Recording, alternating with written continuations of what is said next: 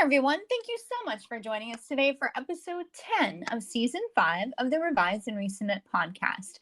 I'm Dr. Kim Bissell, the Southern Progress Endowed Professor in Magazine Journalism and the Associate Dean for Research in the College of Communication and Information Sciences at the University of Alabama. And I'm Dr. Annalisa Bowen, an assistant professor in the Department of Communication Studies, also at the University of Alabama. And we both work in the Institute for Communication and Information Research, or the ICIR, at UA. Today, we're kicking off our What's New With series, which gives us a wonderful opportunity to catch up with guests that we have spoken to throughout the previous 4 seasons of this podcast. It seemed like an ideal time to catch up with our very first guest of the podcast, which was formerly named No Stupid Questions, if you're looking for it. But our first guest ever was Dr. Scott Parrott. And when we last spoke with Scott, he told us about his background as a journalist and how he spent much of his time in North Carolina covering stories about mental health, and often the way that the system tends to fail those who are struggling with mental health. His professional experience led to what he does professionally as an academic, and that's looking at the intersection of mental health and mental illness across different populations, like veterans or athletes. When we spoke to Scott now over 2 years ago, he was telling us about his work with another colleague here at the University of Alabama, Dr. David Albright, and the work that they do with veterans. During that previous conversation, we had talked about things like the stigma associated with mental illness and how veterans return home from serving and then are often confronted with issues like how to return to normal life and how to cope with some of the trauma and other things that they have witnessed while they were serving our country. So in today's conversation, we wanted to see what Scott has been up to in the past 2 years. It has been that long. Yes. Like, time does fly, for real. For real. And it's not surprising. He is still a rock star researcher, and he's been continuing to study mental health in different populations, and some of the same ones, like veterans. And more recently, he's been looking at another group, and that's athletes. And I have to say, know thyself, right? I cannot imagine being an athlete because of some of the pressures. Maybe it's in my mind of team sports. So I played the piano growing up, different pressures, but all on me, right? And even with some of the, I'll call them perks of being an athlete, like recognition and support, at least sometimes, Scott has explored the pressures and the sources of stress for athletes, including expectations, self-imposed or otherwise, on them to perform at the highest levels. Scott has a new edited book coming out with another one of our former guests, Dr. Andy Billings, and this book is called Head Game: Mental Health in Sport. It's going to be released within a month or two, but definitely by the end of 2022. During today's conversation, Scott also tells us more about how when he was growing up, he wanted to be the next F. Scott Fitzgerald living in Paris. We have never gotten that answer before, but he envisioned himself working as a writer. It's certainly a first for this podcast.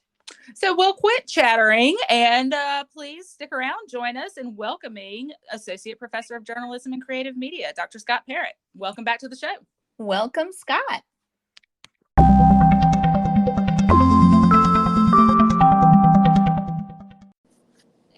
Thank you so much for joining us today, Scott. It is great to have you back. It's great to be here. Thank you. All right. So, Scott, we're going to kick it off. A couple quick questions. It has been a while since we've talked to you, so this may be repeat information for some of our listeners, but not for all. So tell us where you're from. I'm from Birmingham, Alabama. Roll Tide, or yes, Roll Tide. Okay. It's always Roll Tide, right? And tell us what your position is now. What are you doing?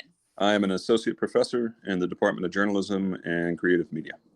Excellent. So, Scott, this is always a fun question. And even though I know you, I don't know if I know this answer. What did the young Scott see himself doing? Did you see yourself as a professor in a department of journalism? What did 8-year-old Scott think he was going to be? I was going to be the next F. Scott Fitzgerald. I was going to be a novelist living in 1920s Paris. It didn't turn out that way. All right. So tell us a little bit about the journey between wanting to be the next F. Scott Fitzgerald to what you're doing now? Well, so I've always loved to read and write. And so I went to journalism school and became a journalist, and I worked in North Carolina for about a decade, I think. But I worked as a reporter and an editor, and ultimately I covered the subject of mental health in North Carolina, and we did a series of stories about mental health care and the challenges it faced, and so that got me interested in the subject. But then a lot of the people I met, they said that the number one challenge, or one of the major challenges facing mental health, is stigma, and they pointed toward us as journalists and other mass media producers as the people who contribute to stigma by telling only certain stories while ignoring others. And so it got me interested in the subject. And then when I went to graduate school, which was here at the University of Alabama, for my master's degree, I met you, and I met Johnny Sparks and Wilson Lowry and Matt Bunker and other great mentors. And I started to dive into this subject from a research perspective, just trying to figure out what role the media might have in stigmatizing mental illness, but then also what role can the media play in actually improving people's attitudes toward mental health. Okay, so big first question is, it's two questions. So since you started diving into this area to now, has stigma reduced or increased? What's the change over time that you've seen? Yes, I've been doing this for about a decade now, and I think attitudes have changed. I think there's a lot of nuance involved, so we tend to lump things together under the umbrella term of mental illness, and I was doing the same thing a moment ago.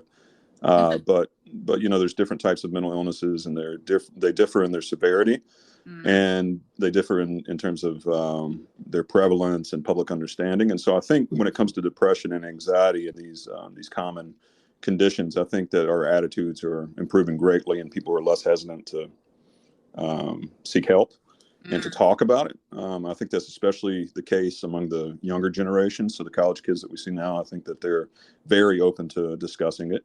I certainly think there's circumstances in which mental illness is still stigmatized, and then there's also different conditions such as schizophrenia, which are still misunderstood and still stigmatized. And I think the media do play a role in both. I think the media can normalize things, and the media can also stigmatize things.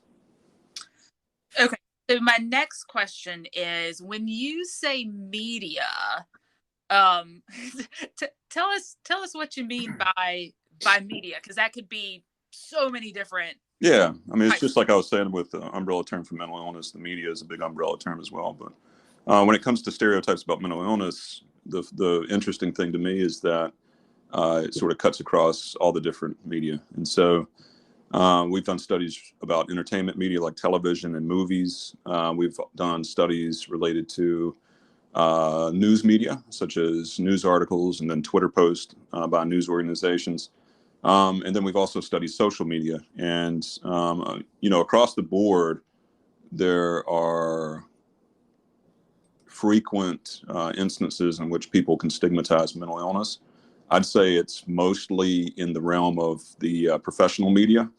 I would say that in social media, we're really seeing a lot of the open conversations and a lot of people who are stepping forward and challenging stereotypes and prejudice and sharing their own personal stories, which can resonate with followers on social media. And so, we're looking at all the different platforms to understand what commonalities there are, what kind of differences there are, and why it matters. Okay, so Scott, the last time we talked to you on this podcast was over 2 years ago, which is hard to believe.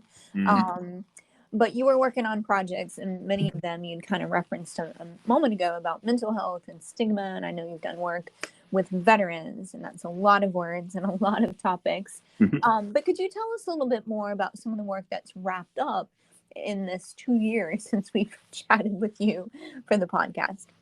Well, I think the big umbrella term here is mental health. Like we're and I say we. I have some colleagues across campus I'm working with, as well as graduate students here. We've broadly looked at mental health in the media, and so we've looked at the representation of mental illness, but then we've really targeted specific populations like military veterans and elite athletes.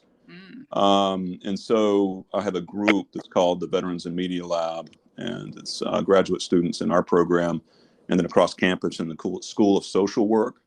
And I work with my colleague David Albright, who is an endowed professor in the School of Social Work, and we're really interested in how news media, especially, but also entertainment media like movies, Hollywood films, shape public perceptions of the military and military veterans. And the reason we're interested in this is because the number of Americans who are actually serving in the armed forces has been on the decline since 1973, when they ended the draft. And so fewer people know, or fewer people have direct interaction with people who have served. And so they base their understanding of the military and understanding of what it means to be a veteran on media. And so when we've looked at news media and when we've looked at Hollywood films, we see these stereotypes that pop up. And I say stereotypes, it can be good or bad. It can be the hero stereotype where all veterans are heroes, or it can be the more of a negative stereotype, which would be all veterans have PTSD. And so there can be some element of truth, like some veterans are certainly heroes and some veterans certainly experience PTSD. But once you start labeling or blanketing an entire group with these sort of narrow, shallow characteristics, it can lead to misunderstanding, and it can lead to sort of a cultural divide between the military and civilian public. And that matters because at some point, many people who serve in the military end up coming back to their home communities. And so, it's incredibly important that they feel as though they can communicate with family, friends, and community members, and that there's a shared understanding of what their service actually entails. So when you're studying this area, are you looking at representations in media? Are you talking to people? Yeah, we've done both. So I'm not sure how many studies we've done, but we've done several studies where we looked at representations in the media, and especially in the news media, it's a really narrow focus. And so we've analyzed thousands of news stories, and really the themes that pop up are heroism, victimization, and I believe it was trauma. And so, like, military service traumatizes you, which is not necessarily true. There can be positive aspects of military service. The victimization part has to do with journalists mostly focusing on how veterans are mistreated by society and by the government when they return home. So you can think about the news stories related to VA care or the lack of care. That would be an example. And then the other is the heroism, where veterans are all celebrated as heroes, where journalists cover parades and things along those lines. And so, the big question after we find that is, so what? Why should we care?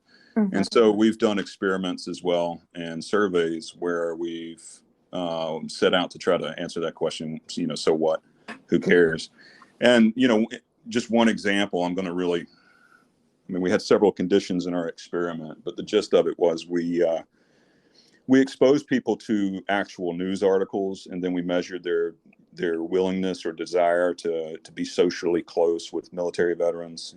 So living next door to a veteran, being friends or being romantic partners with a veteran, working with a veteran, so on and so forth. And we found in one case that people who were exposed to an article, which is an actual article in which a veteran is described as experiencing PTSD, they expressed less willingness to be socially close with veterans. Whereas we exposed another group, we basically said, hey, we gave them a prophylactic article, so like an article to kind of prepare them for what they were going to see. And we said, hey, the media often stereotype people who serve in the armed forces. And so You should understand these things about military service. And then we gave them some actual facts. And once they had known that, once they had basically been sort of educated briefly, they went into that, saw those articles, and it buffered the effect. And so it appeared as though the negative articles didn't have the effect. And so we thought that was interesting. We've also done, national surveys where we've asked veterans and family members of veterans, and then also civilians, about their attitudes toward military veterans and what terms come up, like what words come to mind when you hear the term military veteran. And they basically mirror what we see in the media. And so the terms that come up tend to be heroes and victims and in associations along those lines. And so we found when we compared people who were dependent upon the media for their information about veterans, they tend to call those types of things to mind. So when they hear veteran, they think PTSD, or when they hear veteran, they think hero. Whereas people who actually have family members or friends who served, they can give much more nuanced responses. They can talk about PTSD, but they can also talk about other things that come to mind. And so basically they have more depth of understanding of what it means to serve. Yeah. And so that's some of the studies that we've done. Okay, so I want to follow up on what you were just talking about, Scott. So you've been talking about this work with veterans and coming to a place where there's sort of greater understanding of their experiences. I feel like there's an applied part of this. Is that something that you do? Is there a mechanism for you to share your findings and what you've learned so that it helps? I think the goal all along for my research has been to have some sort of public good, and then not just keep it in the academic journals where it's read by 4 people, You're fine. I read your stuff. So the goal for me is to sort of get the foundation, which is, see what's in the media, and then see, how it actually affects people. And then the next step is see what can be done about it to fix any problems, I guess, or address any social issues. Basically, how can the media be used for good, or how can we change the way journalists and Hollywood producers go about telling their stories so that we can avoid the negative effects?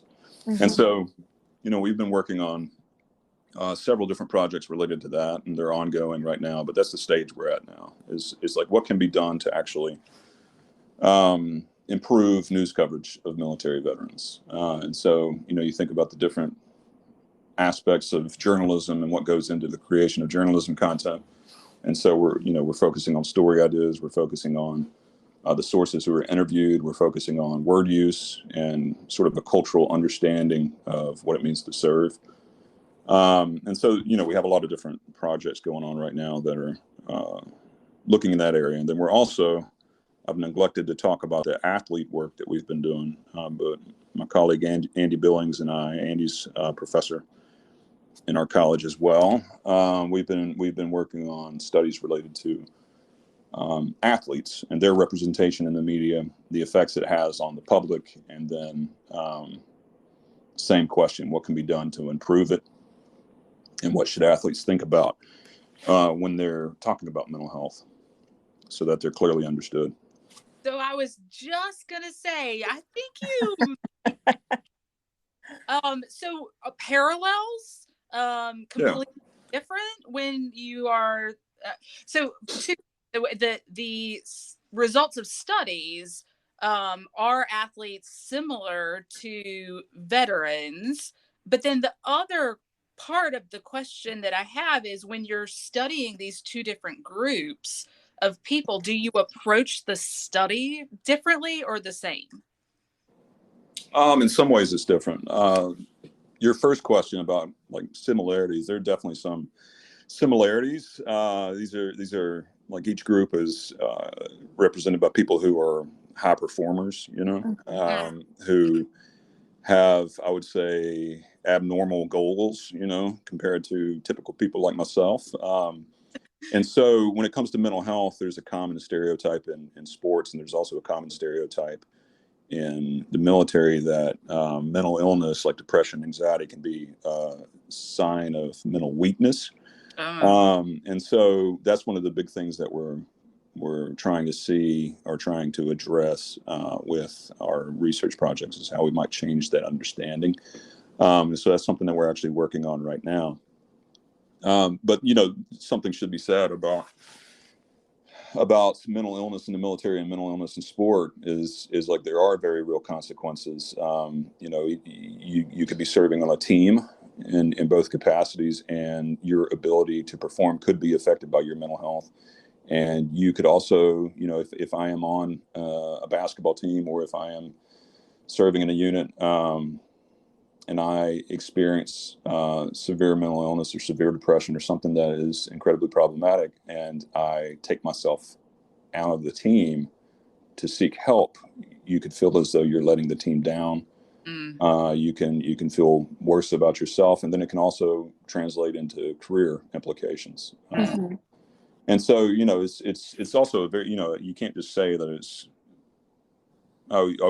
just come out and speak about mental illness, everything will be okay, because there really are barriers and consequences, both positive and negative, that can come up. And so one of the things we're navigating and trying to figure out is how you can best communicate your need for help, or best communicate what you're going through while avoiding those negative consequences. And so that's something that's ongoing, something that we're working on. So, Scott, I'm curious about something in this Mm-hmm. project that you were talking about. When I think about athletes and mental health, the thing that kind of two things come to mind. But one thing that really kind of stands out to me is when Michael Phelps kind of went public with disclosing struggles he had had with mental health. And then I feel like there was kind of a ripple effect from that many other athletes, I don't know if it enabled them to speak publicly, if they felt like, well, if Michael Phelps can speak about it, now I can. Is that something that you found in this book that you were working on, or am I just making that up and not remembering history? No, you're right. So Andy and I are publishing a book, hopefully in a couple of months, called Head Game: Mental Health in Sport.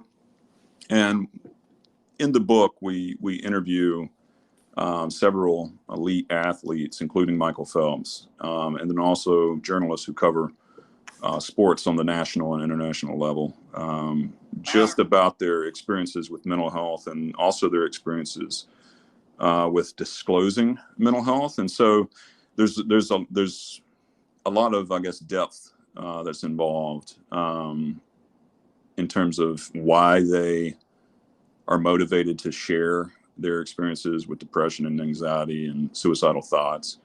And they also experience, I guess, some different consequences. And so we spoke to Michael Phelps, and in his case, he felt as though coming out and openly discussing his experience with depression and suicidal thoughts, he felt it was a lifesaver for him. He basically, he had a couple of instances in which he was arrested for driving under the influence, and he ended up in treatment in Arizona for substance use. And he ultimately came out because he felt he had to, and he felt he had to be his true self, not this image of the good old American boy athlete. And that was kind of a common refrain from all the athletes. That was one commonality, was that they're all human. They compete at elite levels, and they should be admired for their I guess their prowess in competition. But at the same time, they're human beings, and so they face the same challenges that anyone else faces. And they I guess they navigate some situations that you and I might not navigate. So the team setting, the setting in which they're all eyes are on them at, when they're playing in the NBA or the NFL or the professional or their Olympic athletes. There's a lot of people watching. There's a lot of people who listen to what they say. And so when they come out and they discuss mental health, there's a lot of people who are judging one way or the other, and it can have consequences for them. And so our book is really, I think it's 12 case studies where we talk to these athletes about their own experience with mental health, the role of sport in mental health and the recommendations they might have for other athletes who are considering, coming out with a mental illness. So you mentioned earlier that you thought that students or younger folks are kind of more willing to disclose, talk about struggles with mental health. And do you think that there will be some change even related to athletes or veterans or people currently in the military kind of coming where it's more acceptable to talk about it? Are policies going to catch up? Yeah, I think they are right now. I think we're witnessing a change. Definitely in the time I've been researching this, more and more people are talking about mental health, including celebrities.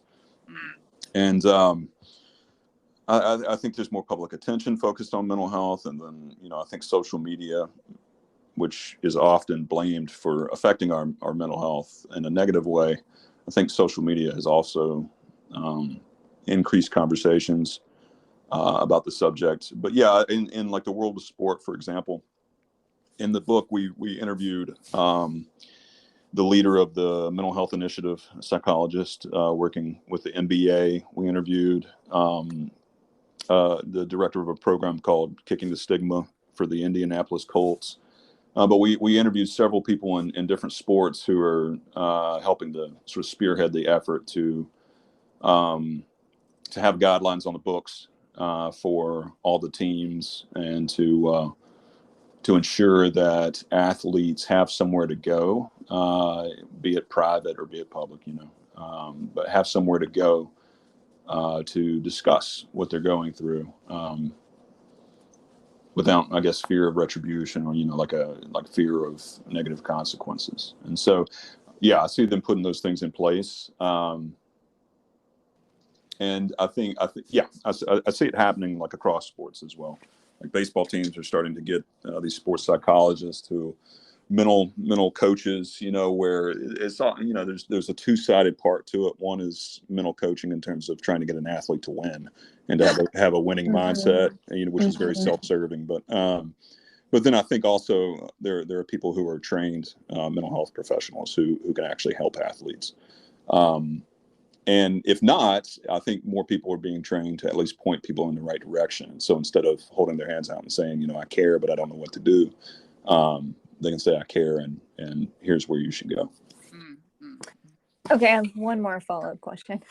So I'm curious with this book project that really just fascinates me.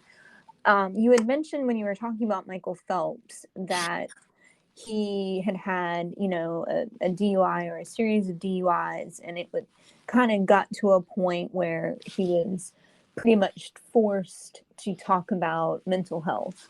And what I'm wondering is, are there trends or patterns that you identified between male athletes and female athletes? Because I can think of a couple of male athletes that kind of got themselves in trouble. And then it was like, all right, well, I'm kind of being forced to talk about it. And here's my mental health story. And then I think about the female athletes, kind of the prominent ones that have spoken openly about it: Serena Williams, Simone Biles, Naomi Osaka. And it wasn't necessarily, at least from my recall, prompted by something where, they had made a bad decision personally or something like that. Did you notice anything when you were doing the research on the book that might be notable in terms of gender differences? I think there's some differences by gender, but I think I guess there's more commonality from my perspective based on our interviews, because oftentimes the elite athletes they feel forced into disclosing, and oftentimes it's public questions or journalism reporter questions about why. And so with Michael Phelps, basically what happens if you ignore your mental health, it can deteriorate and continue down a downward spiral. So if you don't take care of it, if you try to pretend it doesn't it's not real, that the experiences you're going through can't be talked about and can't be addressed, it's just going to spiral out of control. And so a number of the athletes we spoke to, both male and female, described that happening, where basically it got to the point where they couldn't compete because their mental health was so poor, and they were struggling to stay alive, essentially. And on the flip side of that, there's also instances in which people are forced into disclosing because there's so many questions from reporters. And so, like Simone Biles, she stepped down a competition, and the international press was asking why. Mm-hmm. And so she didn't step forward voluntarily and say, this is what's happening. I mean, I guess she did, but she was put in a position where it was forced. And then the same thing for Naomi Osaka. She was supposed to compete and do these news functions, and she did not want to. And then people pressed. And so finally she said via social media that she'd been experiencing depression, and that those press conferences with the media did not go over well for her. Like they contributed to her mental ill health. And so, there's commonalities in that regard. And so one of the things that we're really trying to do with the book is to say, okay, if that's the situation, what can be done with it? One, you can have reporters be a little bit more respectful in their questioning and in demands for answers, a little more patience. That can go for all of us, honestly. But then number two is we're trying to develop strategies for athletes who are coming forward. Like what are the things that they can do to best come forward and to disclose if they face that sort of situation. Mm-hmm. Yeah. Wow. Okay. So there's a lot to process here. And yeah, I feel like I need to take some time with this. I think that this is so important to shed light on people that we, admire and look up to, like athletes, like veterans. And then it extends also into just like your neighbor or your student or your family member or your friend as well, which is interesting to think about in the same ways that maybe not like putting someone under pressure to where they feel like they have to be like, yo, anxiety here, depression here, compassion. Yeah. I'm thinking back, like you asked me my question, what I wanted to be when I was growing up, and Ernest Hemingway has this famous quote about writing where stories are like icebergs where you should only see 10% and about 90% is hidden. And so, I would think the same thing about people. It's like you oftentimes do not know what people are going through, and what you see in the media about elite athletes or about veterans is a tiny slice of it, but we tend to treat it as though it's the entire story. And we tend to pretend like we know these athletes. Like I don't know Naomi Osaka, and so I can't draw any conclusions about what she's going through, And that kind of goes across the board. They're people who are extraordinary in their ability to achieve and to perform, but they're people. And so they another thing, another study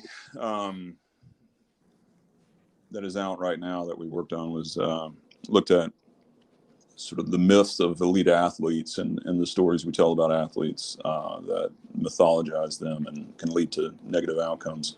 And one of those, I think one of the most important ones is that professional success translates into happiness. And so from the time you're a child, you can work playing basketball, baseball, whatever, and see it as an out, see it as a way to, if you make the show, if you make the league, everything will be okay. But once you make the league and you sign that $4 million salary or contract or whatever, it doesn't erase everything you've been through in life at all, and so you carry everything with you. And so you need to be prepared to handle that. And we also need to treat it treat athletes. We need to recognize that in our treatment of athletes. And so, like Kevin Love, when he came out, it was mostly positive. He came out and said, I've been going through depression on social media, and most of the responses were positive. People cheering him on, saying thank you for being a great role model. But then there were a few of those who were saying, how can you be unhappy when you're making millions of dollars to play a child's game? Mhm. And that's just I'm editing my language here, but that's a stupid response. Just a stupid response, because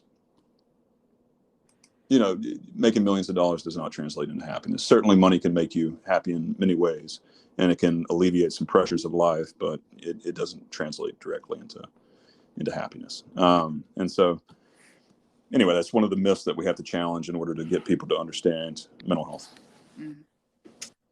Yeah. Okay. Well, yes, we are going to process, but to keep things moving a little bit, we're going to wrap up with a couple extra questions. I'd like to get some more information from you, recommendations. So the first question is, what's your favorite TV show, or what are you watching right now? What do we need to be watching? the Major League Baseball playoffs. Yeah. That's what I don't watch much TV at all. I mean, really, the only TV I watch is baseball And Paw Patrol. Yeah, and Paw Patrol every now and then. What book is on your nightstand, or what book do you recommend? No, I actually have one right in front of me. So I'm reading a book called The Greatest of All, the 1927 Yankees, and it's about Lou Gehrig and Babe Ruth, and my friend Chris Roush, who is the dean at Quinnipiac University and a baseball fan like me. He shared it with me, and so I'm enjoying that. And then I'll just leave it at that. A trend, and we're going to see if it continues. What's a movie that we should all be watching? It doesn't have to be current. Yeah, I don't know. I don't watch many movies either. Field of Dreams would be the one Field of Dreams that goes along with our baseball theme. Yeah, Field of Dreams. No, Bull Durham. Okay. Oh, yeah. That's a great movie. Okay. I was trying to think of some. I like documentaries. I was trying to think of some documentaries that I've seen. Actually, you know what? The Weight of Gold. I'll recommend that one. It's an HBO documentary that Michael Phelps produced about mental health, and it kind of shines light on the experiences of Olympians. We have a lot of misgivings about Olympians as well. We think that they're all, these elite athletes who make millions and are incredibly successful. They are great athletes. They don't make millions. And so some of them do, like Michael Phelps, but he's an oddity, and so a lot of them are training pretty much all the time. And so it makes it difficult to hold down, good relationships and jobs, really. And so they have fundraisers to raise the money to go compete. And so, I think, and then there's also a lot of pressure as well. Internal pressure to succeed, because you're basically competing once every 4 years, right? And then external pressure to succeed as well. And so that documentary really kind of goes into it and shines a whole light on what it means to be an Olympian and the challenges it can present. I rewatched that very recently, and I remember Apollo Ono talking about how when you're an Olympic athlete, you are just singularly focused on the one thing that you do. And, in many sort of levels of competition, especially the Olympics, you have gold, silver, bronze, and if you come in fourth, you're basically a nobody. And that just really stuck with me, because I think his example was it could be like a half a second between third and fourth, and that makes all the difference, and it just adds to the stress and the pressure and everything that they're already having to deal with. So I also concur. The Weight of Gold is a great one. Yeah. All right, finally, if your life was a reality show, or if you wanted your life to be a reality, which one would that be? Or if you wanted to compete in a reality show? Broad question. I'm picturing the static on the TV. I'm not a fan of reality shows. Sorry. All right. Scott, we just want to say thank you for taking time out of your day to catch up with us. We're really thrilled to have you as our first guest in the Catching Up With series. It's been so great talking to you and hearing about all the work you've been doing over the last 2 years. Thank you so much. Thanks, y'all. Thanks for having me. Absolutely.